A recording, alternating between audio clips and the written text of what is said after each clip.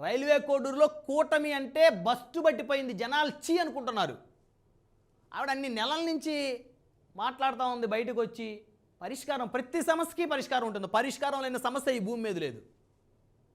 మరి రూపానందరెడ్డి గారు కూర్చోబెట్టి మాట్లాడి ఆ ఇష్యూని సెటిల్ చేసి ఆవిడకి న్యాయం చేసి ఆ ఇష్యూని పరిష్కరించి జరిగిందేదో జరిగిపోయిందమ్మా, ఇక నుంచి నిన్ను జాగ్రత్తగా చూసుకుంటాము, నీకు ఇబ్బంది లేకుండా చూసుకుంటాము, అతని మీద యాక్షన్ తీసుకుంటాము అరవశ్రీధర్ మీద, సో ఆవిడకి భరోసా ఇచ్చి నమ్మకాన్ని కల్పించి ఆ ఇష్యూని సెటిల్ చేసుకోవాల్సిన రూపానందరెడ్డి గారు అసలు నాకెందుకులే, పోతే పోయింది జనసేన పోయింది, పోతే పోయింది తెలుగుదేశమే పోయింది, నా దారి మళ్ళీ నేను వెళ్తాను అని చెప్పేసి ఉన్నట్టయితే స్పష్టంగా అర్థమవుతుంది.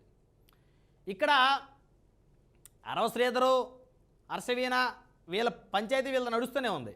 అయితే ఇక్కడ హర్షవీణ గారు కూడా మిమ్మల్ని ఇబ్బంది పెట్టింది, మిమ్మల్ని మోసం చేసింది అరవశ్రీధర్ అంటున్నారు, ఆయన మీద లీగల్గా ఫైట్ చేయండి, అంతేగాని మీరు డిస్టర్బెన్స్ని కూడా క్రియేట్ చేయకూడదు.